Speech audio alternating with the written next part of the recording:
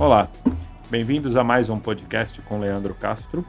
Como sempre, deixamos as nossas mídias sociais aqui para todos que quiserem entrar em contato, conversarem conosco, conhecer o Instituto. Hoje, trazendo mais convidados aqui para a gente discutir um pouco mais sobre obesidade, sobre temas relacionados a isso. Recebo novamente o Dr. Nelson, nosso endocrinologista. Muito obrigado pela presença. Muito obrigado. E a doutora Priscila, nossa psicóloga, para a gente conversar um pouquinho sobre coisas relacionadas à obesidade. Desculpa, Nelson, eu te interrompi. Eu que te interrompi, eu quis agradecer o teu convite, que é sempre muito carinhoso. É muito gostoso poder conversar, né? Eu sempre coloquei que foi um jeito muito dinâmico e gostoso da gente poder conversar um pouco, que é o que a gente mais faz, né? Eu acho que vai chegar uma hora que eu acho que eu vou pôr uma câmera filmando a nossa mesa lá da cozinha, que aí a gente já faz o podcast lá na cozinha, né, da clínica, discutindo as coisas da obesidade, esse tipo de coisa. Mas nós vamos falar talvez um pouco hoje, como vocês estavam conversando, sobre transtornos da alimentação da obesidade. O que você está vendo com isso, Nelson? Indiscutivelmente, o que inicia o processo de ganho de peso é o transtorno da compulsão alimentar. Transtornos de compulsão alimentar, na verdade, abrangem vários tipos de comportamentos alimentares. Isso é uma curiosidade da gente saber qual é o tipo de comportamento que esse paciente em especial tem. Alguns, não levados só à bariátrica, têm tratamentos específicos. Eu só vou dar um exemplo. O transtorno específico da compulsão alimentar tem medicação nova que age especificamente sobre esse assunto, sobre esse aspecto. Agora, todas essas medicações, independente do tipo de transtorno alimentar que a gente tem, não são curativas, são controladoras. E daí que a gente tem essa restrição ao uso, ou seja, com qualquer doença crônica, você acaba utilizando uma medicação em uso contínuo, e o que, na maioria das vezes, para o nosso paciente obeso, não dá certo. Eu sempre tive comigo que o grande problema do transtorno alimentar do obeso é que ele era um compulsivo cíclico. O problema dele era o fato de que ele não é compulsivo integralmente ou o tempo inteiro, que ele era uma compulsão cíclica. Então ele passava períodos extremamente compulsivos por períodos um pouco mais controlados. E o que era difícil era a gente determinar o momento em que ele entra naquela compulsão maior. Ou você não vê dessa maneira? Eu vejo como uma somatória. A cada ciclo ele vai ganhando mais peso e vai virando uma bola de neve. Eu tentei estudar os nossos obesos para entender qual é o tipo de compulsão que ele tem, né? Porque a gente sabe que tem o comer emocional, por exemplo, que é aquele relacionado com a emoção. Então, ele pode estar relacionado com tristeza, com ansiedade, frustrações e assim por diante. Mas com felicidade também. Sim. Então, ele transfere para isso essa sua emoção. Até certo ponto isso pode ser legal, mas quando ele passa a ser patológico, sim, é que nós temos o ganho de peso. Quando que ele passa a ser patológico? Ele passa a ser patológico quando ele perde o controle. Eu tenho a impressão que quando ele perde o controle sobre o comer emocional dele, e isso vira um constante, mas o paciente não tem só o comer emocional como transtorno, né? Você também tem o compulsivo verdadeiro, você tem o comedor noturno, né? Você tem o comedor por fissura, aquele que ele tem uma fissura específica por alguma coisa determinada, e tem um que para mim é muito curioso, que é o hedônico. O comedor hedônico é aquele que ele come por prazer, mas geralmente relacionado a alguma coisa de cunho emocional. Vamos supor, o bolo da vovó que tanto dá prazer, aquilo lá tem uma característica olfativa, gustatória, visual. Enquanto isso a gente utilizar para o nosso bem, eu acho que está tudo legal. Agora, quando ele passa a ser patológico, aí nós temos um problema chamado obesidade. Pois é, mas aí, Pri, você acha que tem algum jeito mais fácil da gente identificar isso? Tem. Na verdade, quando nós falamos de transtorno alimentar, o transtorno ele é o último nível do processo de comportamento alimentar. Então, muitos pacientes às vezes também não entendem o que é uma compulsão alimentar, o que é um transtorno alimentar. Então, a gente tem níveis, né? Então, eu sempre explico para o paciente, até nas consultas mesmo, né? De uma maneira mais simples, mas para que eles entendam e comecem a observar o próprio comportamento alimentar. Então, nós temos o exagero alimentar, que passa por um distúrbio alimentar, e o distúrbio alimentar leva para um transtorno alimentar. Enquanto nós falamos em exagero e distúrbio alimentar, nós estamos falando de características mais psicológicas mesmo. O transtorno alimentar, ele já não é somente psicológico, ele também é uma questão que é necessário, inclusive, né, como o Dr. Nelson está falando, uma medicação. Não se trata transtorno alimentar só com terapia ou com psicoterapia. É necessário que esse paciente ele tenha um acompanhamento multidisciplinar. Enquanto nós estivermos falando de exagero alimentar e de distúrbio, ainda é possível tratar para que isso não leve para um transtorno. Vou dar um exemplo de exagero alimentar. Tem uma festa de casamento no final de semana. Então, vamos supor que a pessoa goste lá ou do salgado ou do doce. Então, ela vai lá e vai comer aquele salgado e aquele doce até... Nossa, para que eu comi tudo isso? Exagerou. Ou quem gosta de uma churrascaria, né? Vai lá e come, fica o dia inteiro sem comer. Porque vai na churrascaria ou na comida japonesa. Isso é um exagero. Isso acontece eventualmente. A pessoa ela não tem esse comportamento com frequência. Porém, ele pode começar a se tornar frequente se o paciente não começa a prestar atenção no ambiente. Muitas vezes o paciente ele tem um hábito, ou tem pessoas perto, né, que são de ambiente obesogênico. Então, como é que é o seu ambiente, né? Até brinco com o paciente, olha o seu ambiente, olha as pessoas que estão próximas a você, principalmente o paciente com obesidade, que vai, inclusive, fazer, né, o protocolo da cirurgia, ele precisa conhecer o ambiente dele e identificar quais são os traços que aquele ambiente traz. Então, se eu tenho um grupo de amigos, um grupo familiar, que toda semana, ou eventualmente, os finais de semana, sai para beber, sai para comer, isso é de maneira exagerada, ninguém sai para comer uma porçãozinha de batata doce com brócolis. A pessoa sai para comer o quê? O que é palatável. Se isso começa a ficar uma frequência, a pessoa começa a não ter controle. E aí ela começa a migrar de um exagero que é eventual para um distúrbio alimentar. Um distúrbio que vai levar à compulsão. Que aí você começa a identificar comportamentos mesmo de rotina. A rotina desse paciente começa a mudar em relação à alimentação. Então, tudo que ele começa a fazer precisa ter alimento junto. Esse exemplo que o Dr. Nelson trouxe é muito importante, e eu trago isso para os pacientes também, que é a afetividade que o alimento nos traz. Né? O alimento ele é afetivo. Né? Você citou a questão dessa situação, né, do bolo, da avó, e eu lembro de alguns pacientes que falam sobre isso. A gente identifica, né? O que você mais gosta de comer e qual o significado disso. A gente sempre tem um significado emocional. Então, eu gosto muito do bolo de laranja que minha avó fazia. E você começa a investigar, na verdade, nem é só o bolo de laranja. Era a situação de estar ali com a avó fazendo aquela coisa de mexer o bolo, aquela coisa bem de vó mesmo. Sim. Isso é emocional. E a pessoa começa a comer lembrando daquelas emoções que são prazerosas, que podem ser positivas e nem sempre também. Tem alimentos que as pessoas olham e pegam o famoso ranço. Nossa, isso aqui me lembra... fulana gosta disso. Não... Sabe quando você olha para uma comida e lembra de uma pessoa? Mas não é a nossa maioria, né? A nossa maioria não... Ela exagera no comer. E tem um grupo que nós chamamos no distúrbio compulsivo alimentar da endocrinologia de comer social, que é o que você está falando.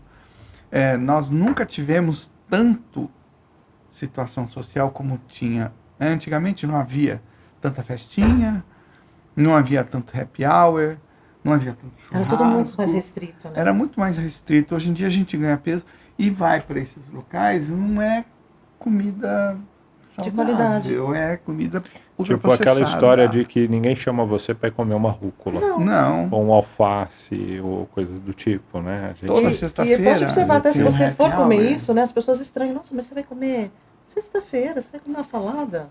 Muito isso. salada. Acaba sendo cultural e, infelizmente, está ganhando, né? Você não gasta, você acumula.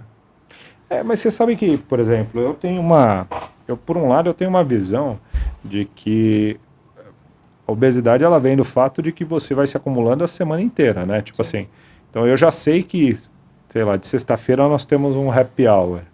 E então, se eu já sei disso, por que que eu já não tomo um café da manhã um pouco menor, um almoço um pouco menos exagerado, ou na quinta-feira eu também já faço as refeições do dia a dia menos exageradas? O nosso problema é que a gente vai colocando ali o dia a dia na frente, né? Então, hoje eu como porque hoje, amanhã eu como porque amanhã, depois de amanhã é porque tinha o happy hour, e eu como também porque tinha o happy hour. A gente só soma as coisas, né? E sábado e domingo não tem. Porque é sábado e domingo, claro, né? Já trabalhei a semana e aí entra no eu mereço. Eu né? mereço. Porque afinal de contas eu trabalhei a semana inteira. A coisa do vão me fazer um carinho. E a gente, por que o carinho tem que ser com alimento? Né? Por que a gente não descobre outros prazeres? Por que a gente não identifica outros prazeres? Nem tudo está relacionado com o comer, né? Mas nós somos ensinados assim, né? Que a comida, ela faz parte, né? De tudo que a gente tem, né? Da infância, das nossas crenças, tanto as crenças limitantes quanto as não limitantes. Então a gente vai aprendendo que comer é muito bom. Mas nós temos que lembrar que sempre que comer gera prazer, né? Comer gera uma sensação de bem-estar que é impressionante, né? Então... E vai chegando a um grau de acúmulo de gordura onde o nosso corpo depois não deixa mais emagrecer. Então, assim que você começa a fazer uma dieta, você quer perder peso, você emagrece 10 quilos, você emagrece 15 quilos, as nossas células, o nosso metabolismo, o nosso lá dentro diz assim, eu estou com fome, eu estou sem 15 quilos, então eu preciso voltar para os meus 15 quilos. É uma então, memória. Ele manda você voltar a comer. Por isso que é tão difícil manter o peso. Você emagrece o indivíduo. A bariátrica nem tanto, mas você emagrece com os remédios e tem essa questão que depois tem o rebote. Tem o rebote porque o nosso corpo manda. Ele pensa que você emagreceu, mas você está doente, então você volta a ganhar peso. Mas falando dos remédios, você não enxerga uma situação com os remédios, que é o fato de que a maior parte das pessoas começam um tratamento medicamentoso, mas ela encerra esse tratamento normalmente não porque nós médicos indicamos o final do tratamento, ela faz o final do tratamento ela sozinha, porque ela acha que chegou no peso que quer, ela acha que não chegou no peso que quer, ou a hora que o dinheiro acabou, mas dificilmente alguém faz o tratamento completo, que é o início, uma manutenção e, por fim, se necessário, um desmame alta. Muito pouco. Eu não conheci nenhum paciente até hoje que tenha feito um ciclo de tratamento medicamentoso completo. Como eu acho que eu não vi pessoas fazendo um ciclo terapêutico completo, com início, manutenção e final real, onde a psicóloga realmente chegou ali e falou, olha, tuas questões realmente estão resolvidas, vá viver um pouco a sua vida, se houver necessidade você volta. Eu não vi. Eu vi pessoas pararem porque não se encontravam mais com o psicólogo, porque achavam que estava tudo bem, porque acabou o dinheiro, enfim, qualquer outra razão, menos a razão realmente correta, que é o final de um tratamento. Assim como o final da cirurgia de obesidade também nunca vai existir, né? Eles só se perdem ao longo do caminho. E o que a gente nota, né, em relação aos transtornos é que eles vêm aumentando muito, em todas as faixas etárias. Em todas as faixas etárias, né? Começa em crianças. Lá na criança. A gente tem um distúrbio que se chama TARI, né, que é o distúrbio alimentar restritivo e evitativo, que é um distúrbio que começa na infância e que, quando o adulto cresce, é aquele adulto que a gente identifica como, nossa, que pessoa chata para comer. É o famoso chato para comer, e não necessariamente, pode ser que ele seja mesmo um chato para comer, mas na grande maioria das vezes ele tem um transtorno alimentar, que começou lá na infância. Então, às vezes tem uma dificuldade com uma textura. Nós temos pacientes, às vezes, que vão fazer cirurgia, eu geralmente investigo muito isso. Não como nada que é pastoso. Eu falei, então, vamos ter que conversar um pouco sobre isso, vamos fazer alguns treinos aí. Porque você vai passar por um processo que tenha uma necessidade de um alimento pastoso. Né? Então, são transtornos que a gente precisa observar nós, né, que trabalhamos muito com isso, porque eles podem estar já sendo desenvolvidos desde muito cedo e que podem começar a ser desenvolvidos até no pós-operatório mesmo, né, da própria cirurgia. É muito sério esse processo. Vocês acham que a maior parte das obesidades hoje, elas têm realmente um fundo causado na infância? Ou só essas novas? Porque assim, quando a gente pega uma população que hoje tem aí por volta de mais de 40 anos de idade, a gente vê muitas pessoas que engordaram depois que começaram a trabalhar, da vida de trabalho, mulheres que engravidaram, então que tiveram ali, principalmente por volta dos anos 80 e 90, uma juventude magra e aí ficaram obesos. Por outro lado, quando a gente está pegando esses obesos mais jovens agora, na faixa de 20, 30 anos de idade, você está vendo um indivíduo que vem obeso da infância, né? Ele nunca deixou de ser obeso. Então esse eu diria que ele tem sim uma relação com a juventude dele muito grande, porque afinal de contas ele vem obeso da juventude. Mas esse outro que não era obeso, ele traz traços realmente marcantes dessa obesidade da juventude? Eu tenho a impressão que não. Eu acho que nós temos duas situações muito claras. A nossa safra, digamos assim, de obesos infantis, eles estão levando isso para a juventude, depois para a vida adulta e numa situação que já estão perdendo o controle.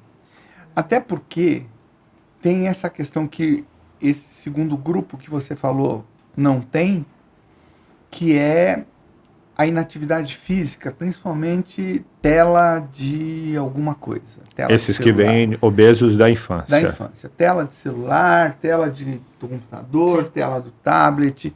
Esse pessoal vem da preguiça, né? Então, horas e horas ali, numa situação que eu acho que vai chegar a um ponto de doença.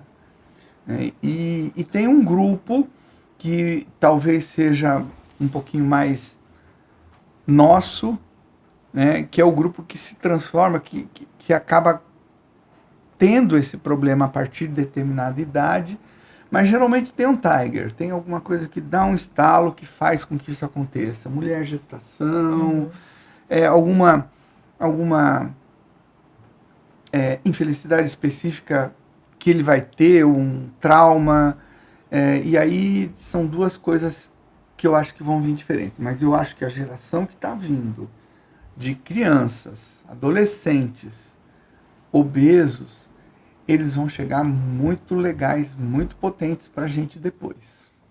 Potentes em que sentido? Sentido mais ruim? E mais obesos. E com transtornos alimentares, onde tudo bem, a cirurgia bariátrica vai dar um stop. Mas se você não corrigir essas questões que Priscila falou, que é um transtorno que a bariátrica não corrige. Sim. Eu nunca comi verdura e legume. Como é que você faz para corrigir isso? A bariátrica corrige? Não vai corrigir. Então, é um trabalho árduo. A chance de você ter insucesso nesse grupo é muito grande. Eu acho até porque você tem, inclusive, um distúrbio visual do paciente, né? Porque esse paciente nunca se viu magro.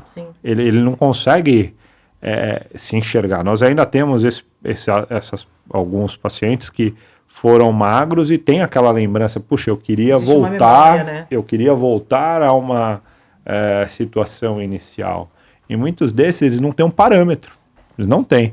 Tanto é que muitos deles você conversa e eles querem sair da obesidade para um ponto que é tipo gordinho, sabe? Tipo, olha, eu tenho 1,60 m, se eu tiver uns 75, porque hoje eu tô com 100 e alguma coisa, eu tô bem. E você fica olhando e fala, poxa vida, mas 70 para quem tem 1,60 m não é um resultado 100%, ele é um bom resultado, mas não é 100%, ele não é uma solução da história. Por um outro lado, Leandro, é um stop. Sim, perfeito. Né? Se você não deixar ele agir quando ele tem 120, daqui a pouco ele tem 130, vai ter 150. Eu concordo, eu acho que tem que agir.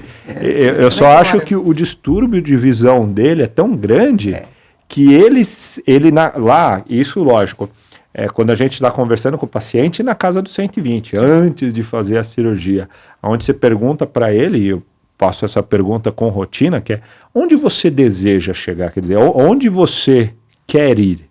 E é nítido que as pessoas que foram muito mais magras, elas querem voltar àquilo, por vezes, elas querem até voltar no tempo, né? Na verdade, o nosso sonho era voltar a ter 20 anos de idade e não só ser magro como aos 20 anos de idade. Mas eles têm um distúrbio visual que precisa ser trabalhado de maneira mais eficiente ao longo disso, porque ele não entendeu ainda o que é realmente ser magro, o que é realmente estar com o peso dentro de uma normalidade. Isso é muito sério e a gente precisa, nós trabalhamos com obesidade, estarmos muito atentos a isso. Isso que você está trazendo, Leandra, é muito no consultório, né? A grande maioria dos pacientes realmente não tem referência de peso mínimo. Né? Então a gente pergunta, qual foi o seu peso mínimo? Aí a pessoa fica ali, não consegue lembrar, elas não têm uma memória. Então às vezes está com 100, 100 e poucos, meu peso mínimo foi 80. Mas isso foi quando? Quando você tinha 12 anos de idade, quer dizer, na verdade você tinha 80 porque você ainda estava em formação, não porque estava ok. Você estava ok, exato. E aí a pessoa começa, né? A gente vai trabalhando isso, né? Você precisa começar a olhar que isso vai modificar também, né? Então é um protocolo. Né? É diverso. Eu falo isso porque o sobrepeso ainda é maligno para nós, né? Muito. Eu tenho uma visão diferente até um pouco, porque a minha visão não é só IMC. Sim. A minha visão é uma visão metabólica. E, indiscutivelmente, eu tenho muito medo do metabolismo dessas pessoas. Né? O pré-diabético, que é um termo que eu não gosto muito, ele não morre, ele não tem aumento da mortalidade porque ele tem glicemia alta. Ele tem aumento da mortalidade porque ele tem a gordura abdominal muito alta. Então ele tem colesterol alto, ele tem pressão alta. Então ele falece disso. Ele tem distúrbios, desfechos desfavoráveis ruins, não né? por causa disso, por causa dessas outras coisas. Então eu sempre vejo o indivíduo que está acima do peso, não só pensando no peso, eu vejo também no distúrbio metabólico, no distúrbio que indiscutivelmente existe hoje em dia nas redes sociais, um superlativo que para mim é errado, do body positive, dizendo que existem pessoas, eu sou saudável, eu tô com 120 quilos e eu sou saudável. Saudável do ponto de vista de que ele faz um exame de sangue e está tudo normal. O exame de sangue tá tudo ou okay, que ele né? fez uma medição de pressão e está abaixo de 15. Tá, mas e daqui a 15? E daqui a 5 anos? Perfeito. É muito diferente você ter uma pessoa com 30 anos e IMC de 35 sem doença nenhuma, que eu duvido, mas com 40 anos ele não vai ter 35 de IMC. Então o body positive é uma coisa que a gente podia injustificar, né? Não tem uma questão biologicamente saudável. E eu penso muito na doença. A gente sabe que a bariátrica aumenta a expectativa de vida dos pacientes em 10 anos. Então são 10 anos que a pessoa perde se ela não, por exemplo, fizer. Se ela se mantiver obesa. Se ela se mantiver. Isso dependendo do grau de obesidade, né, Leandro? Porque se tiver obesidade muito grande, vai muito mais rápido. Sim, perfeito. Nós não temos, vamos e venhamos que nós não somos tão bons assim em estatísticas de uma realidade da brasileira pura, né? Mas quanto mais obeso, mais doente. Mas fala uma coisa para mim, você vê esse indivíduo que muitas vezes tem esse IMC ou tem um pouco de peso acima do que ele deveria ter, 10, 15 quilos, já como um sarcopênico? Porque a sensação que eu tenho é que eles são muito... o que ele não consegue ver é que ele tem uma sarcopenia, uma diminuição de massa muscular muito importante. Tem. Né? Que é aquele barrigudinho, não tem muita massa muscular, por isso que ele mantém isso, ele mantém um percentual de gordura corporal alto. E localizado de maneira inadequada, que é abdominal. Né? Então ele tem esse tipo de sarcopênico, né? Que ele tem sarcopenia para o pessoal entender, é quando você tem uma baixa da quantidade de musculatura corporal. E isso até é uma coisa Discutível. não discutível, mas eu digo que é curiosa, porque ao mesmo tempo que ele tem peso alto, ele tem pouca massa muscular. Sim. E isso existe. Existe muito, na verdade. Existe muito. Muito. Porque o paciente, e óbvio que quanto mais ele ganha peso, menos ele faz atividade física, menos ele mais faz atividade física, mais ele ganha peso e vira essa nossa bola de neve que não cessa. Ele vai piorar, sem dúvida nenhuma. Quer dizer, na verdade, não é só uma questão de emagrecer, é uma questão de mudança dessa composição corporal que a gente quer, porque realmente o indivíduo magro, ele não é só magro em si, em termos de peso de balança, mas o bom indivíduo magro é o que tem uma massa óssea, uma massa muscular e uma massa de gordura dentro de padrões aceitáveis. Exatamente. O indivíduo, por definição, nossa síndrome metabólica, né, que é o que dá mais mortalidade, não tem como critério índice de massa corpórea. Ele tem como critério circunferência abdominal, ou seja, a obesidade está localizada em local errado, em local aonde não deve, que é dentro da gordura, que é na gordura visceral. Então, o restante do corpo pode até não ter gordura na quantidade que deveria para ter um IMC alto. Entretanto, ele tem gordura visceral, que é, do ponto de vista metabólico, a pior de todas. Tá certo, tá vendo?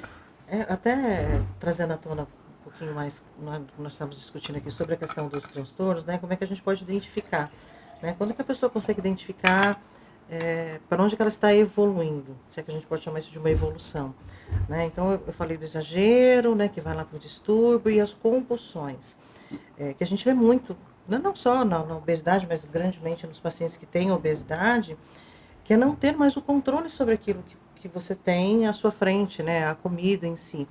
Então, quando o paciente ele começa a perceber, bom, eu estou na minha casa, já fiz a minha alimentação, já almocei, já jantei, estou ok, mas vi, sei lá, você pegou lá um negocinho para comer, mas eu estou satisfeito, eu já comi, mas eu vi você comendo, então, poxa, só uma besteirinha.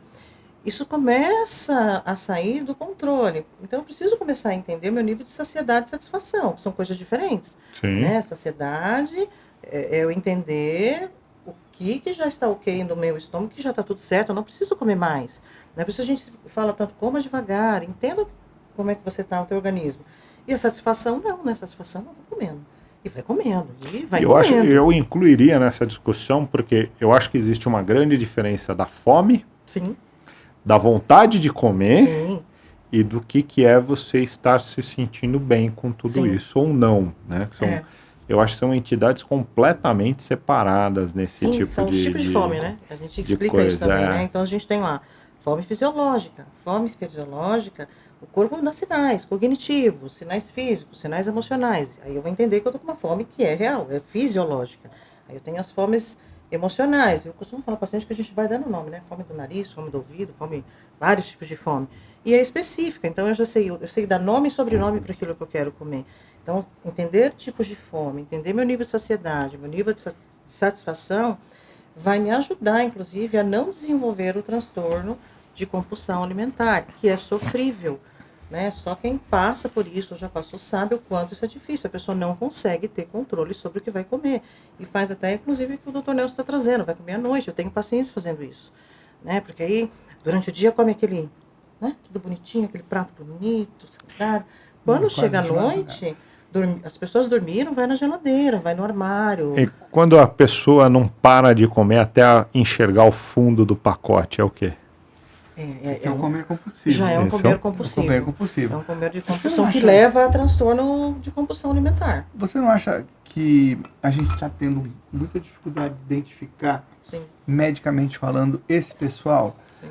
Assim, qual é o teu erro alimentar? E a gente tem muita negação. Tem.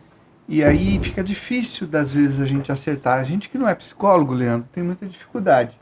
Porque você tenta, e muitas vezes há uma negação muito grande em cima do erro. Onde é que você erra? O mais comum que a gente ouve é o não sei. Não, o mais comum que a gente ouve muitas vezes é Eu não sei porque estou gordinho. Não, porque eu não como. Eu não como. Não. Eu acho que você todo. sabe que eu converso muito com a Sônia, né, com a nossa nutricionista. Eu acho que muitas pessoas elas têm uma péssima lembrança da alimentação, sabe? Assim, tipo, é muito difícil a gente ficar parado aqui. O que você comeu no café da manhã? E ontem? E aí, o que você comeu entre o café da manhã e o almoço e assim por diante, né? E eu já tive a experiência de baixar esses aplicativos que contam calorias, né? Não que eles sejam... ignorando o fato deles serem errados ou não, esquece isso, mas tenta usar isso como um recordatório alimentar. Tipo, passar uns próximos 15 dias realmente tentando anotar tudo que você comeu, seja uma bala, seja um pedacinho de bolos, o que quer que seja. Gente, a hora que você começa realmente a colocar ali, é que você começa a perceber como a gente come. E como a gente come errado. Sim. E quais são os momentos que a gente está mais compulsivo, esse tipo de coisa. Isso a gente usa muito, né? Que é o diário alimentar que nós fazemos. Né? E tem a questão do conceito de comida. Sim. Comida não é café, almoço e jantar. Comida é tudo que entra na boca do homem tem caloria. Tanto é que a minha avó, viva até hoje, beijinho, vó, tá ótima. Mas, por exemplo, a minha avó, ela tem uma máxima, ela não come. Mas por quê? Qual que é o sentido dela não comer? Ela faz comida até hoje. Com 92 anos, ela prepara comida. Então, ela vem experimentando a comida, como toda boa cozinheira, né? E aí, quando chega na comida, eu comi um pratinho de sobremesa, super pequenininho. Falei, então, mas e todas as colheradas que você durante vem o dia, né? comendo para preparar aquilo, você ignorou, não existe. E as pessoas fazem isso, né? Principalmente o paciente com obesidade, ele tem hábitos de comportamento alimentar muito ruim. Você sabe que isso é tão notório que eu não sei se vocês vão lembrar, nós tivemos um paciente que nós operamos, que ele era dono de padaria. E ele emagreceu, ficou bem. Quando nós operamos ele, tinha 200 e poucos quilos, um cara muito alto, mais de 2 metros de altura. E ele emagreceu, ele chegou a ter uns 110, 115 quilos, com um cara de 2 metros de altura, um peso bem legal. E aí ele ficou um tempo sem aparecer, faz anos inclusive que eu não o vejo. E ele voltou no consultório, ele tinha engordado. Ele tinha voltado a engordar, e aí conversando com ele, ele falou que o problema dele foi que depois que ele fez a cirurgia, ele entendia que a padaria dele não estava indo bem, porque ele parou de experimentar os pães, os bolos e as coisas que era o que ele fazia antes. E que agora ele tinha que ter voltado a fazer, mas ele não enxergava aquilo como um problema. O único problema é que ele estava ganhando 20 quilos a mais, porque ele começou a voltar a experimentar de pedacinho que ele fazia, né? com as coisas. É a caloria que não é contada, não é contabilizada. Sim. Não que é essa que eles falam que eles não comem. O que é muito comum que a gente ouve. Eu não como muito. Mas o meu problema é o pão. Mas pão não é comida. Vamos entrar num conceito né, diferente, então. Que comida num café, almoço e jantar, eu não janto. Eu não tomo café da manhã. Não tomar café da manhã é um comportamento alimentar que, na verdade, é uma dieta que todo mundo conhece, chamada jejum prolongado, que é muito ruim. Porque o jejum prolongado, por exemplo, é uma dieta que tem algum cunho científico, mas ela não tem nenhuma qualidade. Quer dizer, ela não se foca no fato de você, quando faz uma dieta, escolher uma alimentação adequada. Ela se baseia no fato de que você fica sem comer. Na hora que você vai comer, você come o que você quiser. Então esse tipo de coisa não dá certo. Isso porque você está ignorando o fato de que tem pessoas que falam para você, eu não tomo café da manhã, é que eu como 2, 3 bolachas. E aí não é café da manhã. Igual a janta é o máximo. Eu não janto. Mas faz o quê, você não come... não, eu prefiro uma torradinha, uma torradinha com alguma coisinha. Gente, é 30 vezes pior vai ser também só do que torradinha, você né? Nunca é. sentar e comer de verdade. E botar, colocar uma proteína e fazer uma alimentação E direita. essas Mas tem muita restrições gente que é isso são aí, sérias. elas ignoram esse Total. tipo de coisa. E essas restrições, elas levam inclusive para o transtorno. Leva São as pro- restrições alimentares prolongadas por muito tempo que fazem com que essa pessoa desenvolva, né, na grande maioria das vezes, o transtorno de alimentação, porque ela ficou muito tempo não se permitindo, né? E aí quando ela vai comer, ela não tem controle. Então aquela pessoa que vai comer um chocolate, ela não come um pedacinho. Ela vai comer o quê? O chocolate A inteiro. barra toda. Então, um pedacinho de chocolate, nem pensar. Por quê? Ficou meses sem comer chocolate. A hora que vai comer, ou refrigerante. Não toma refrigerante. Eu tenho paciente que toma 3 litros de Coca-Cola por dia. É uma criança de 8 anos. É. Com 90 quilos. Que, Aí que tem só o facilitador. e que não sabe Tem tomar água, né? facilitador. Que é, Não. só- água não pode. Não, água não, é não. suco Não. ou coisa E doce aí, na óbvio, boca. né, a gente está entrando na questão da obesidade infantil, e aí tem a ver com os pais, obviamente. Não é essa criança Tem que um vai lá no mercado e facilitador. compra uma Coca zero de... Ah, mas é zero. Eu escutei isso da mãe. Ah, não, mas é Coca zero. Eu falei, que ótimo, né? A melhor coisa que ela pode dar pro filho, né? A água ele não toma, mas a É, Coca zero. E são umas coisas que depois você não tira esse tipo de Como hábito. você vai tirar isso de uma criança? É um hábito muito difícil. Do adulto já é difícil, né? Muitas vezes. Imagina uma criança. Então, essas restrições, não importa se na infância, ou na obesidade, ou antes dela, vão trazer possivelmente para Mas esse transtorno. Eu vou falar uma coisa pra você. Eu acho que o tratamento disso é o corte radical dentro de casa, sabe? Sim.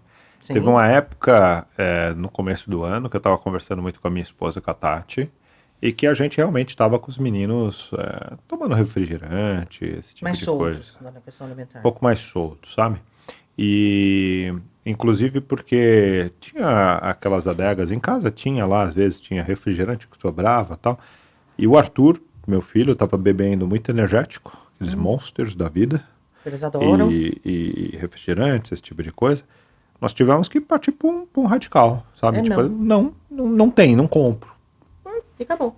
Melhorou assim drasticamente da gente hoje mesmo em restaurante falar, ó, me dá 2 águas aí e é isso, tá tudo ok, bem. tá top. Por quê? Porque acostumou-se a esse tipo de coisa. Então, assim, vou te falar que é muito, muito raro ter alguma coisa de Coca-Cola, coisa do tipo. É. Que por um tempo teve um vício um pouco maior, mas eu acho que tem que ser um corte radical. E tem que ser da existe casa, sabe? Tem que ser Sim. do aquilo que você falou, tem que ser do ambiente. É.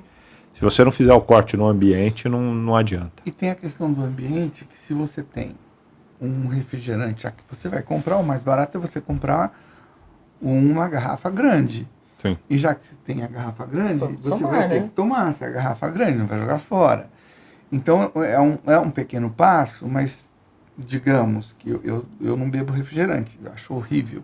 Mas se tiver que beber, bebe fora. Fora você bebe um copo. Tudo bem, Agora né? em casa não, em casa enquanto não terminar. E lamentavelmente esse grupo alimentar é um grupo barato, Sim, é um grupo que não é caro, sim. né? E traz uma satisfação, né? Lógico, porque Traz uma satisfação, que é açúcar puro, vamos colocar. É doce ele que leva não a pessoa acaba lá pra mais. cima, né? Açúcar, É felicíssima. É, dá uma Enfim. felicidade imensurável, né? Isso é bem essa coisa, né? Vou comprar o grande porque é o mais barato. É o mais barato. Né, se a gente observar, existem... Acho que faz um tempo que eu não vejo, mas teve uma época... Esses fast foods, principalmente, eles fazem as famosas Promoções. promoções. Compre lá um número 1 e com mais R$10 você leva mais um lanche. E aí, às vezes, você fica pensando, mas por que você vai levar mais um lanche? Ah, porque R$10? Eu Não, falei, você gente, quer mas- que eu te fale?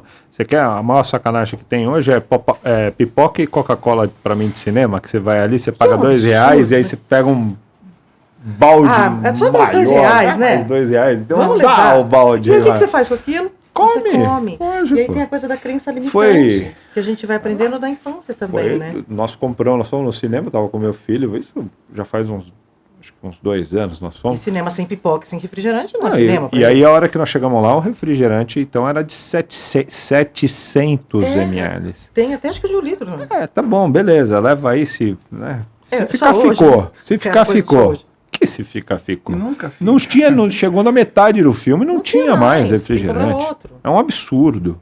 Assim, vai se tomar, você for vamos olhando, tomar é um água. absurdo. Então, assim, eu acho que A gente tem que aprender a diminuir as doses, Sim. o que é difícil, né? O que é bem tem difícil. Tanto é que você vê que, por exemplo, uma discussão boba, né?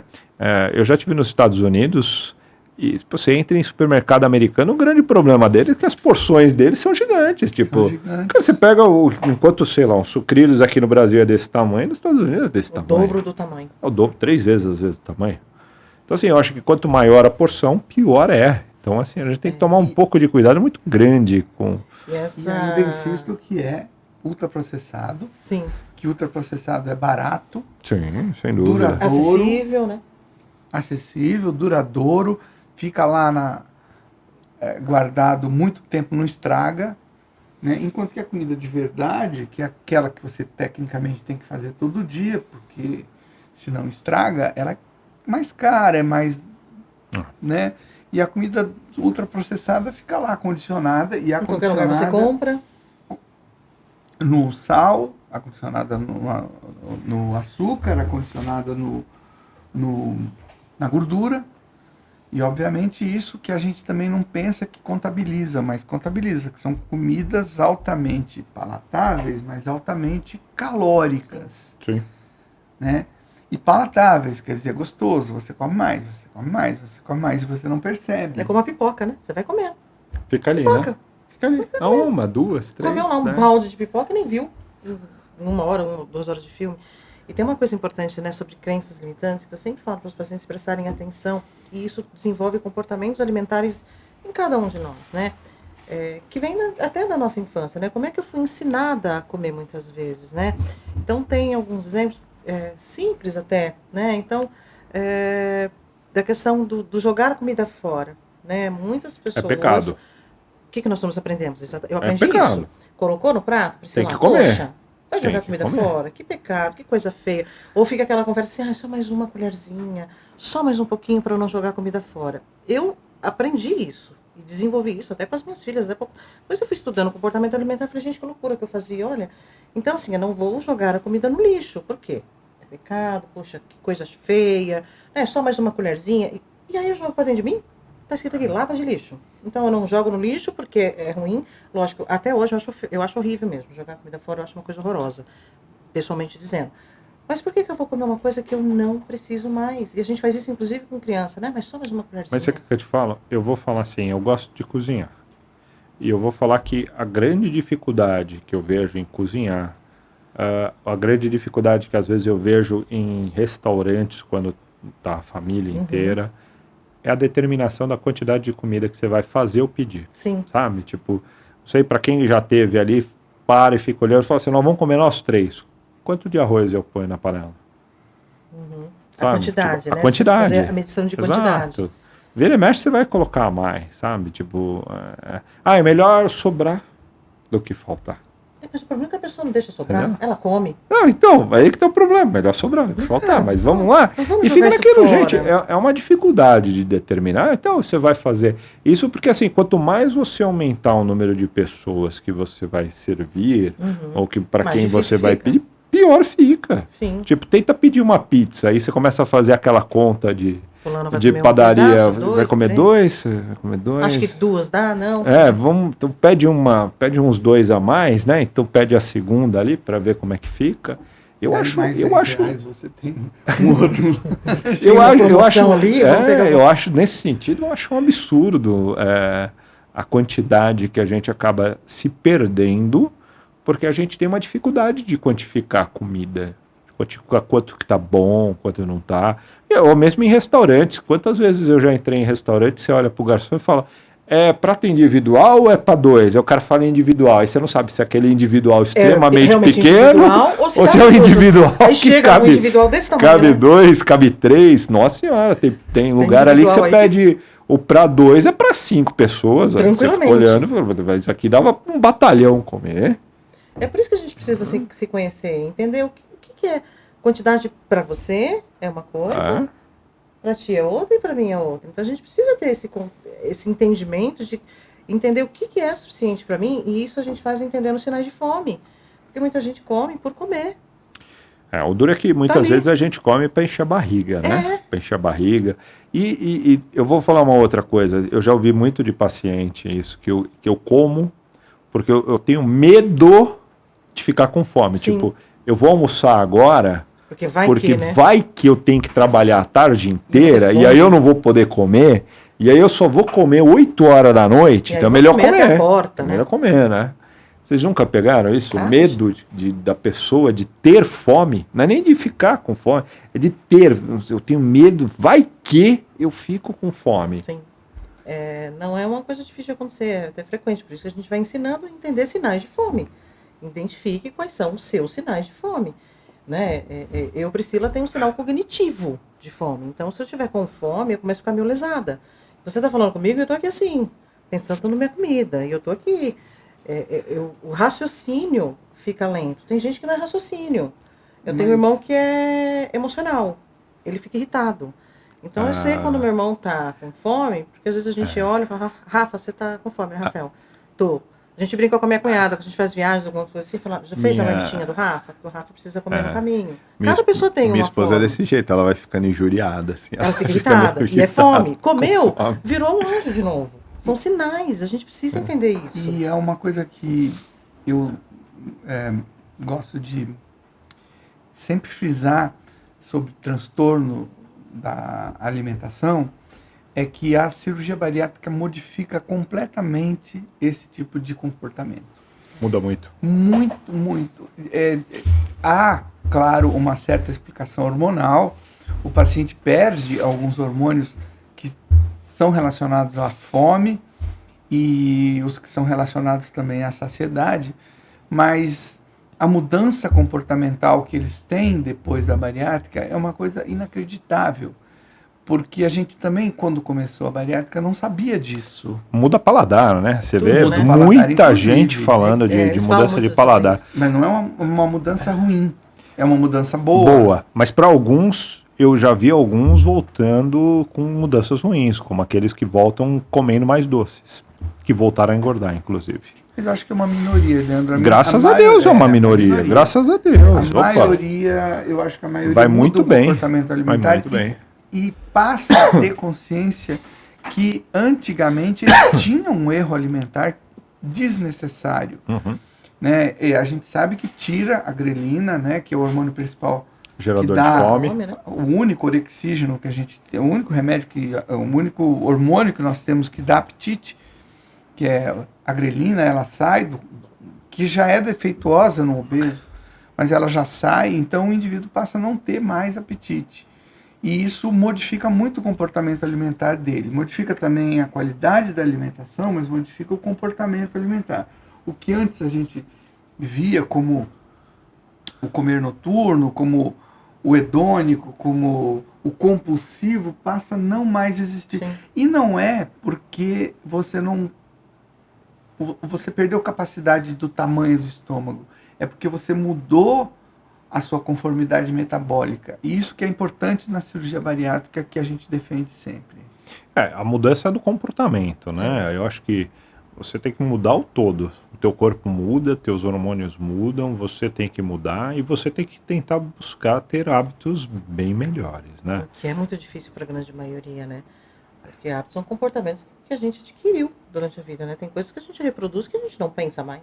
A gente só reproduz. E você por isso que eu acho que a terapia é tão importante depois da Eu cirurgia. acho que a equipe toda falando junto é sim, imprescindível. sem dúvida. Eu acho que o sucesso que a gente tem na cirurgia bariátrica é porque a gente se fala muito, cara. A nutricionista fala bastante, a psicóloga fala bastante, o Leandro fala bastante, eu falo bastante. Nós nos falamos e a gente fala a mesma linguagem. Os nossos melhores resultados são os pacientes que acompanham. Que acompanham. Se você for pegar... Indiscutivelmente. E isso não só nosso, porque muitas vezes você vai pegar pacientes reclamando na internet, se queixando na internet, a hora que você vai conversar, fala assim, faz quanto tempo que você não vai no seu médico? Nem lembra. Faz tempo. Não faz um exame. Então, assim, nada, se você não tem acompanhamento, não tem. Você está adquirindo algo, uma ferramenta ou alguma coisa assim, da qual você precisa de orientação para ser usada, de orientação para ser puxado para o caminho certo, para o lugar certo. E eu acho que a equipe nossa faz muito bem isso. Exatamente. Os Eu que acho acompanham estão muito bem. os muito que bem. acompanham a cirurgia bariátrica não é o fim. A cirurgia bariátrica é um meio, Sim. é uma ferramenta. E a gente está lá para dar todo o suporte posterior. Né? Um cuida da parte clínica, o outro cuida da parte cirúrgica, um cuida da cabeça, o outro cuida da alimentação, mas se a gente não conversar e tiver todo mundo junto falando a mesma coisa, não dá certo. E o Leandro tem toda a razão. É imprescindível que nossos pacientes com cirurgia bariátrica acompanhem. Eu diria até que a cirurgia bariátrica deve ser acompanhada para sempre. E eu falo para o paciente que ele não vai ter alta. Não vai ter O alta. paciente que chegar para mim e falar assim, olha, quando é que eu vou ter alta? Eu falo, você não vai ter alta. Você pode até mudar de médico no sentido de, poxa, eu fui para outro lugar, vou para outra situação. Enfim, né? E a resposta é, procure alguém que entenda do que é uma cirurgia bariátrica e faça sempre o seu acompanhamento. Por mais que você esteja super bem, faça o seu acompanhamento. Porque, afinal de contas, a obesidade é a doença crônica, né? Uma doença sem cura. Então, ela vai estar sempre ali. Talvez a gente espace mais as consultas, com certeza. Mas indiscutivelmente não dá alta para o paciente. O paciente tem que estar sempre vindo conversar com a gente, porque, eu reganhei. Vamos entender, vamos tentar ajudar. Por que aconteceu isso? Compreender o que está acontecendo. Com certeza. E, indiscutivelmente, isso faz parte de uma equipe bem estruturada. Ela tem que estar conversando muito bem e sabendo muito bem. E a nossa experiência é de 25 anos. É muito tempo. Nós temos muito paciente, né? Nós temos hoje quase 12 mil pacientes operados. É muita gente. Por todas as técnicas. É bom lembrar que nós passamos por todas as técnicas. Não foi uma técnica só, né? Até hoje, né? Eu acho que hoje a maioria a gente faz o sleeve, mas ainda temos feito bastante bypass. As bipartições estão voltando ao cenário, né? Passou um tempo aí com um pouco mais desaparecidas, mas estão voltando cada vez mais ao cenário do tratamento. Vamos ver como é que fica. É uma caminhada, né? Os pacientes precisam entender que, de fato, é o que a gente está reforçando aqui, né? É de lembrar que nas primeiras bariátricas que a gente acompanhava, a gente sequer tinha o IMC como índice para poder fazê-las. Não existia isso. A primeira bariátrica que eu acompanhei foi de 1998. Qual era a indicação? A paciente estava obeso. Mas como obeso? Estava obeso. Não tinha esse critério. Era a informação. Na verdade, vocês operavam super obesos. Eu estou falando vocês porque em 98 nem na faculdade estava. Porque você e meu pai são mais velhos, então eu sou bem mais novo. Brincadeira da parte, mas é verdade. Eu entrei na faculdade em 99. Meu pai me conta que o primeiro paciente dele é de 99, né? Então foi quando eu entrei na faculdade. Eu cheguei em 2001, quando começamos. Eu já tinha alguma experiência, cheguei em 2001. E de lá para cá são quase 25 anos acompanhando todas as cirurgias, todo o prazer de ter acompanhado todas as cirurgias. As evoluções, né? Sim. As evoluções. As mudanças. Uma técnica que era X, agora não é mais. E às vezes eu sou meio enxerido, vou na sala de cirurgia para ver o que eles estão fazendo, pergunto, vejo o que está acontecendo, né? Mas não era assim. Como é que essa mudou? Por que mudou, né? Então é importante para a gente estar o conhecimento sobre juntos, isso. Né? Juntos. Isso para o paciente também, né? O paciente que tem obesidade, a gente está falando da equipe multidisciplinar, mas existe uma equipe com ele também, né? Que é a famosa rede de apoio, né? Opa! Que às vezes nem é uma rede de apoio. É uma rede de desapoio. Exatamente. Então, a pessoa, né, que tem a obesidade, ela precisa entender todo um contexto. Não é só o contexto externo, né? Então, e o interno? Que é nós falamos lá do ambiente, obesogênico, né? Então, eu tenho pacientes que já operaram e que estão naquela condição assim, mas é só um golinho da bebida, vai. Já está com 6 meses, você já pode tomar um álcool, uma cervejinha. E aí, assim, pra quê, né? Você fala, pra que você vai tomar uma cerveja se você ficou 6 meses sem tomar? Faz sentido? Mas é que a pessoa falou que, né, poxa, não tem problema. E começa assim, né? De novo, retomando hábitos antigos. Eu tenho uma pergunta para você. Né? Não é, por um lado, um contrassenso falar em TDAH e obesidade? Porque a pessoa deveria ser hiperativa. Pois E a gente... Porque antigamente... Não falo antigamente, mas... Eu tô para te falar que na época que eu estudei psicologia lá perto da faculdade, para mim o biotipo do hiperativo era aquele magrelão. Uhum. Ele não era um obeso. O que mudou? Nós mudamos o diagnóstico do TDAH, nós mudamos o biotipo da pessoa. Tô viajando que eu coloquei na minha cabeça que existe um biotipo que o biotipo do TDAH era aquele magrelão agitado. É porque TDAH a gente tem duas situações diferentes, né? O hiperativo e só o TDA. Então tem pessoas que, tem o TDAH, mas você vai investigar até com a avaliação neuropsicológica, a pessoa não tem o TDAH, ela tem o TDA. Então ela não tem hiperatividade. E é óbvio que a gente imagina que uma pessoa hiperativa não vai desenvolver uma doença de obesidade.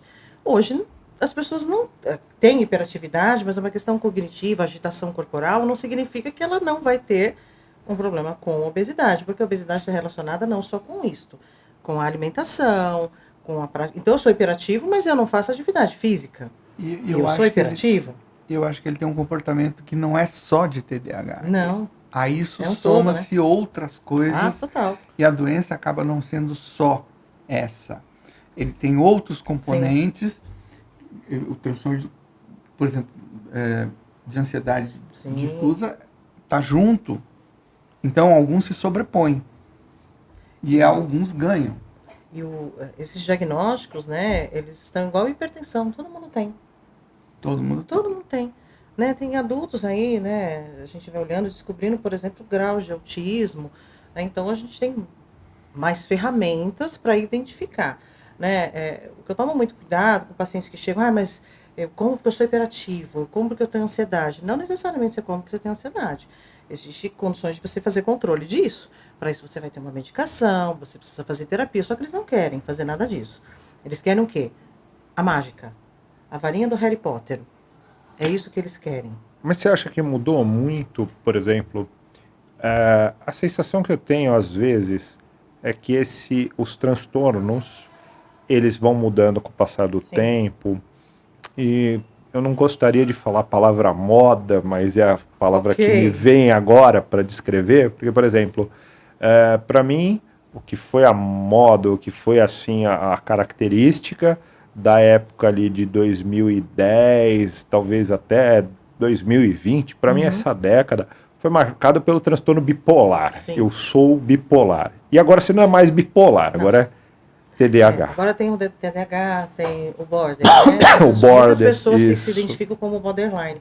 Borderline é um transtorno de personalidade sério. Não é uma... Não é uma não é coisa borderline no sentido do bipolar, né? Não, que eu fico ali entre um e É um transtorno de outro. personalidade muito crônico, que precisa ter um acompanhamento muito específico. Né? Então, às vezes, tem paciente que às vezes me traz esse diagnóstico. Na anamnese, a gente vai... tem um borderline. Mas está diagnosticado por quem? Por mim mesmo. É pelo Google. Geralmente é o Google. Sintomas. Porque eu tenho isso, tenho borderline. Vá no psiquiatra, faça uma avaliação, entenda o que você de fato tem. Porque hoje em dia está tudo muito fácil, né? Por conta até da acessibilidade à internet, as pessoas colocam lá uma relação de sintomas e se... Não só a relação de sintomas, tem algumas avaliações que você faz via internet, né? Que você vai respondendo umas coisas ali. Isso é bizarro. Um questionário, e aí vem um resultado para você de quem parece horóscopo, né? Você vai colocando umas coisas e sai ali o perguntas e respostas. Como você é. É muito complicado esse tipo de avaliação.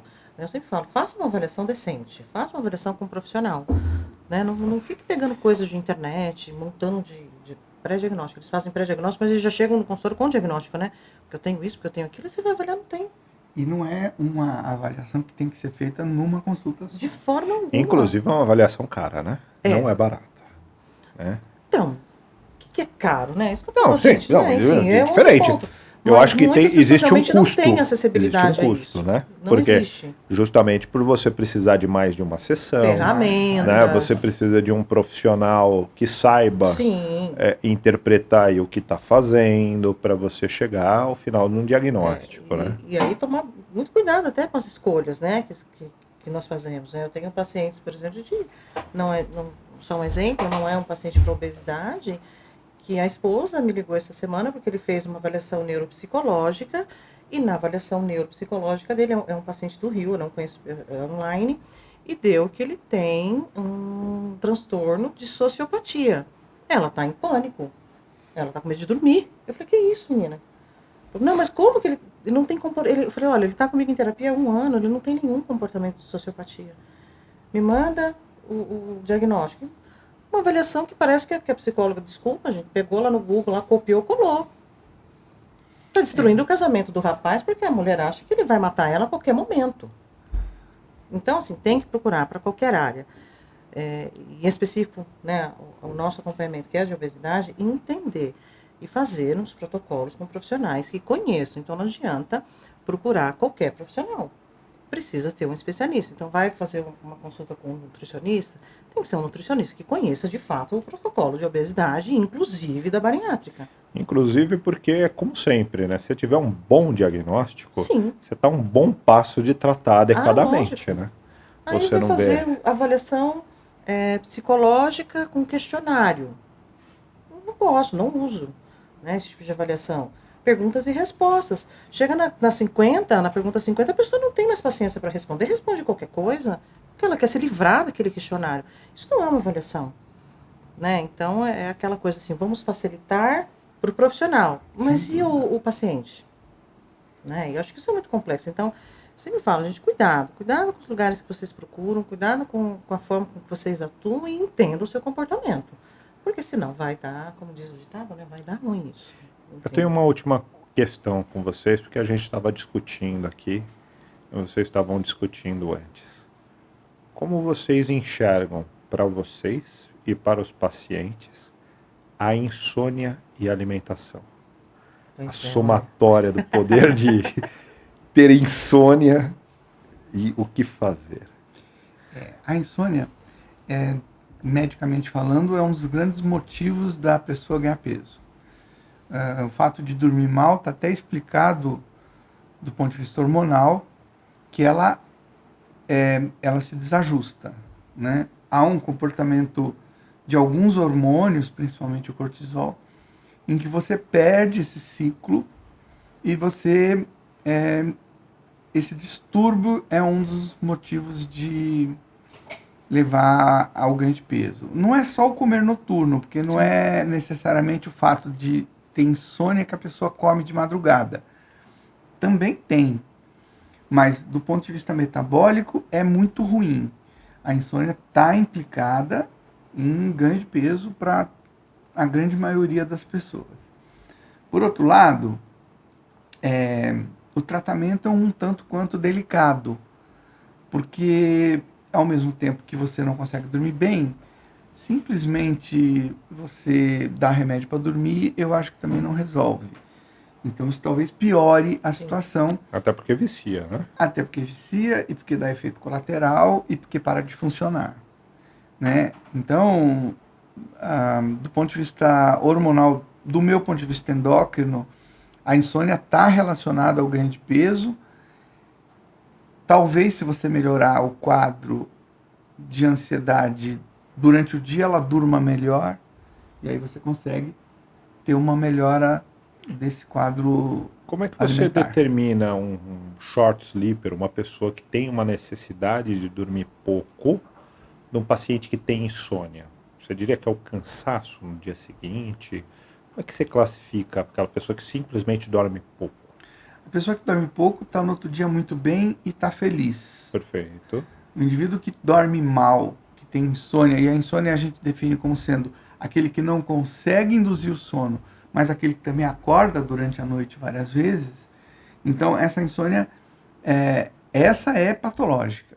Perfeito. Sem contar que a gente tá lidando com, em especial, pessoas com excesso de peso, que aí se junta a apneia do sono, que aí se junta o refluxo, Vários fatores, né? vários fatores que vão piorando esse quadro. Né? E que muitas vezes, quando ele dorme mal, ele procura um alimento mais calórico no dia seguinte, na tentativa de ficar acordado. Aí vira uma bola de neve. E do psicológico, como é que Pois é. você vê isso?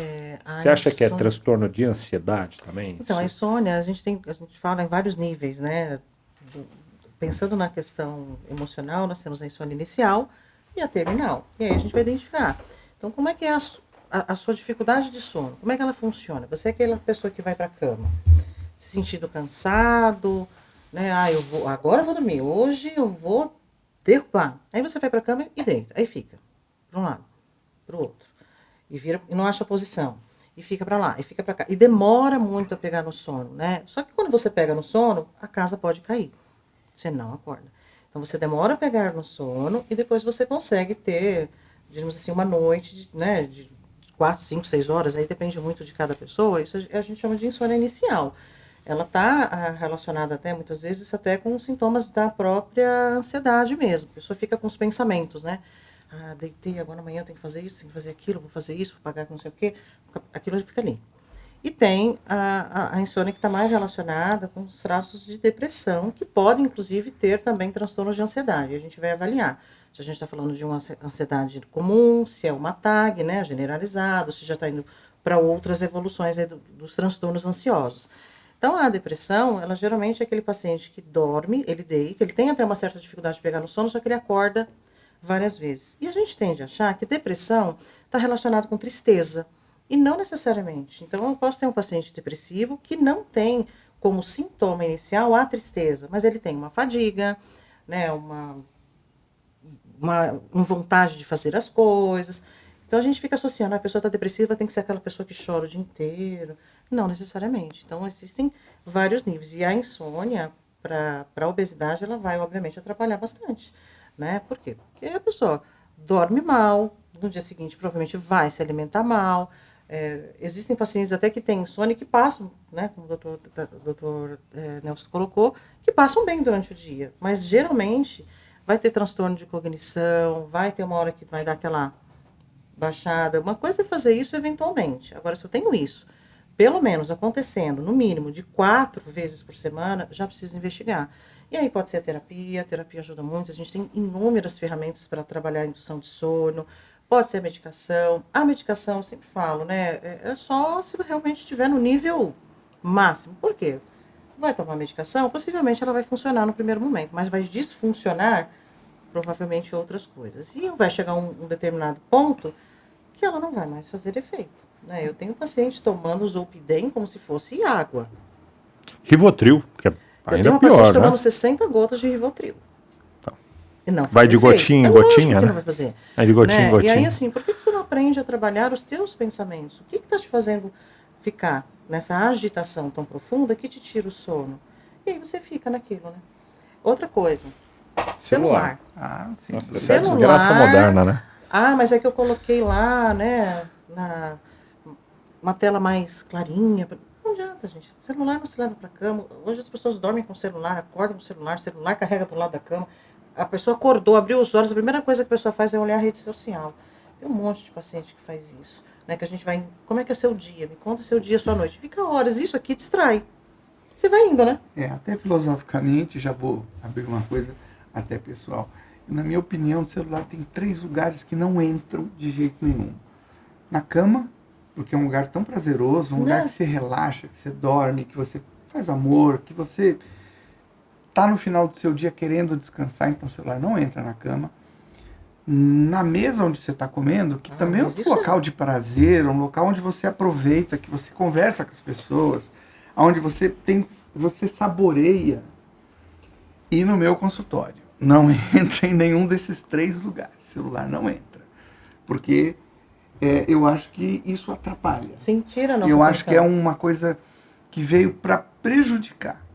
Em todos os aspectos, né? Desde a infância, hoje a gente tem todos os aspectos. Esse uso de tela na infância, já tem estudos comprovando que, né, crianças que ficam muito tempo no celular, o que é muito tempo, né? Muito tempo pode ser, para 2 horas é muito, para outras é não, está diminuindo o neurônio. Existe um estudo já identificando que as crianças estão perdendo a habilidade de comunicação. Você sabe que no final de semana eu tive que brigar com meu filho, né? Por conta do celular? Não, porque, olha só, eles foram em 3 dormir em casa, né? Então ele levou Aquela 2 coisa amiguinhos, tem 11 anos de idade, levaram lá. E eles foram dormir, né? Sexta-feira foi feriado. Então eles foram dormir de Mais madrugada. Deixou lá, Legal, vai assistindo filme. brincando. Chegaram lá na quinta tarde, depois do colégio. Então vai. Deixou. Fica aí, vai, amanhã é feriado, tá tudo bem. Eles devem ter ido dormir ali por volta de 00:30, 1h, porque também acorda cedo, não vai até 3 horas, mas ficaram lá. Beleza. Eu acordei na sexta-feira, porque eu fui fazer academia, eu acordei umas 7:30. Quando eu acordei, eles estavam no sofá da sala. Acordados. Acordados. Por que eles estavam acordados? Pra Não, eles acabaram jogar, de acordar, imagina. joguinho. Aí eu tomei, falei, pode Parou aqui. todo mundo. Não, mas nós acordamos. Vocês acordaram uma hora, vocês acordaram por causa que vocês estavam atrás disso. Parei. Se vocês quiserem, vocês têm o direito de descer lá comigo. Eu tô indo lá na academia, vocês podem ir na quadra. Vocês fazer podem alguma pegar coisa? um jogo lá dentro e jogar. Vocês podem fazer um monte de coisa. Mas isso aqui não vai. Deu uns 15 minutos, eles voltaram pra cama pra dormir mais um pouco. Ah, você cortou, você não deixou? Entendeu? Cortou o barato. Cortou o barato lá. deles, Sem poxa. contar que é uma situação que eu brinco, né, com as mães. Você deixaria o seu filho perdido lá na rodoviária de São Paulo sozinho? Não. Mas você deixa no celular? Deixa. É a mesma coisa, Até pior, né? eu acho. É até pior. Porque é uma coisa sem Ah, lei, mas aí elas sem justificam vida. que não, porque tem lá não sei o que, do controle não tem. Esses jovens são muito ligeiros. Eu acho que eu não consigo imaginar um mundo Sim. onde eu consiga tirar dos meus filhos por Não. completo. Eu não consigo mais imaginar esse mundo a celular, a tela, sabe? Sem nada. Eu não consigo mais. Eu acho que tá na hora de cada vez mais a gente sentar, tanto profissionais da área da psicologia, médicos, educadores, para a gente tentar realmente entender até onde é saudável, até onde é patológico, até onde a criança está só com isso, ou se ela existe ali o incentivo para ela ir fazer, ou até que ponto que ela deixa de fazer certas coisas para fazer o uso disso, porque assim, é uma tecnologia que veio para ficar e não vai embora. Eu acho que ela vai piorar ainda, Sim, assim, no sim. sentido de que vai estar no óculos, vai Gente, estar olha, no dedo. tecnologia, Eu ela acho que ela vai ajuda e evoluir. atrapalha, né? Eu acho que ela vai evoluir imensamente. E a conexão, a capacidade de achar coisas na internet, né? Então, eu não consigo me ver hoje causando grandes bloqueios de acesso das crianças, porque muitas vezes, por mais que eu consiga bloquear em um ou outro Eles são celular, muito espertos. tem o amiguinho do lado, Tem. tem o outro que está ali que não está bloqueado, todo mundo malandramente já sabe desbloquear, aí tem que bloquear o computador, tem que bloquear não sei o quê, tem que bloquear. Cara, eu acho que está muito fácil ter acesso. E não vai mudar, eu acho que o acesso vai ficar cada vez mais fácil. Eu não acho que ele vai ficar mais difícil. Eu não acho que nós vamos conseguir bloquear. Eu não acho, não consigo ver um bloqueio fácil assim. E essas tecnologias, se nós formos avaliar, ela inclusive ajuda até para o desenvolvimento das doenças crônicas, inclusive da própria obesidade. Eu me lembro que na minha infância, para mudar um canal da televisão, eu tinha que levantar do meu sofá, ir lá na televisão e mudar o canal trocentas vezes. Para acender ou apagar uma luz, eu tinha que levantar. Hoje você manda Alexa. Alexa acende a luz, Alexa acende a luz, Alexa apaga a luz, Alexa apaga a luz. Jesus estava na casa do meu irmão e eu falei, olha que nível que está a tecnologia. E eu estou lá fazendo atendimento sozinha, ele não tinha chegado em casa ainda, estava na casa dos meus pais. Falei, vou atender aqui, porque estou quietinha, ninguém vai estar vindo. E do nada a televisão dele ligou. Falei, gente, que loucura. Aí, falei, onde desliga esse troço? Desliguei. Não deu 10 minutos, a televisão dele ligou de novo. Eu falei, gente, que coisa estranha. Aí acendeu luz, abriu cortina. Eu falei, gente, o que é isso? E aí terminei de atender e achei aquilo muito estranho. Aí liguei para ele e falei, Rafael, tem alguma coisa errada aqui na sua casa. Ele, por quê? Eu tô chegando aí já. Eu falei, cara, sua televisão liga, desliga. Não, é que eu vou fazendo o controle aqui pelo celular, já vai abrindo. Eu falei, gente, ele automatizou a casa inteira. Ele não abre janela. Ele não levanta para acender uma luz. Isso é o quê? Mas eu vou falar para você, ao mesmo tempo que isso é o lado ruim, eu concordo com você com algumas coisas, eu concordo que é um lado ruim, mas ao mesmo tempo é um lado bom. Por exemplo, hoje em dia, quantos pacientes a gente tem no consultório que chega lá e fala assim, poxa, doutor, eu não vou fazer atividade física porque eu não tenho dinheiro para pagar um personal ou para pagar alguma coisa. Entra no YouTube, põe a aula que você quiser, Não, aí você encontra. Quando eu vou estudar com os meus filhos, é a mesma coisa. Pô, vira e mexe. Eu estava estudando com ele história, coisa que eu não lembrava. Você não lembra Cara, YouTube, aula de não sei o que tem. Tá lá, você escolhe a uma e assim. Exato. Então, assim, eu acho que a discussão nossa tem que ser essa. Como usar.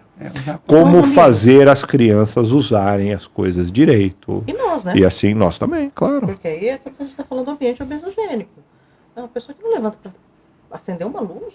Gente, eu acho isso... Como eu acho muito bom o fato de vir e mexe amanhã, por exemplo, que é feriado, de repente a gente chegar e falar assim, quero uma receita fit com whey para eu fazer agora de manhã. Então, 2 palitos você achou? Como é que você usa a sua ferramenta? São os recursos mas eu acho que a ferramenta utilizamos. veio e ela vai ficar. E aí você vai ter que moldar o como usá-la. Você entendeu? Todo excesso é prejudicial. E aí eu acho que limitar no bom sentido, mas saber usar bem. Sim. Eu acho que tem que saber fazer mais coisas, né? Você não pode se limitar a tudo que eu sei fazer, tá nessa tranqueira chamada celular. E o pior é que a gente vai colocar na vida da gente. Vai.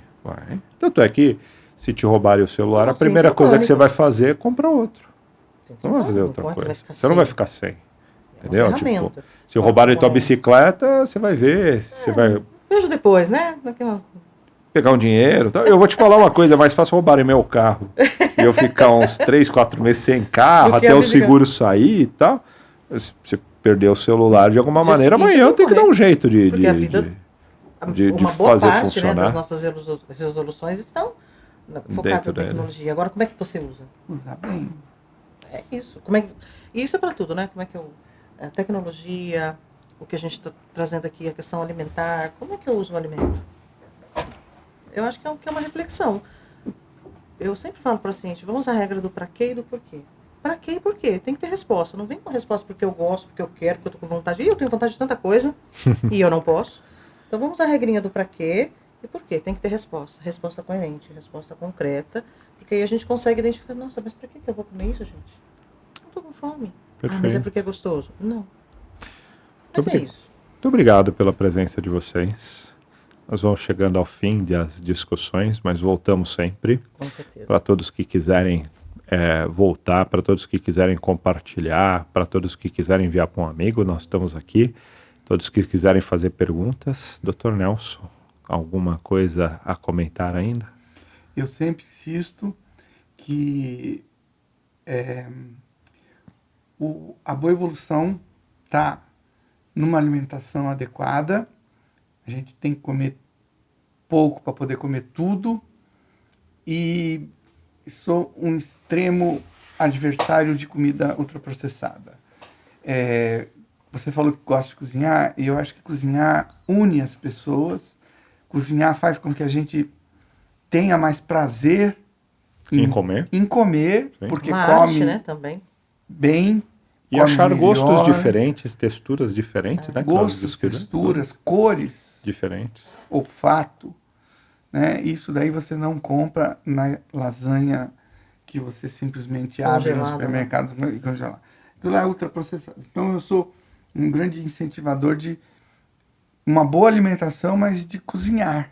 Cozinhar é um prazer, cozinhar é uma coisa que une as pessoas e eu tenho certeza que a gente tem que levar para o bem. Com certeza. Priscila? Acho que agradecer, né, a oportunidade dessa conversa, desse bate-papo que é sempre tão bom.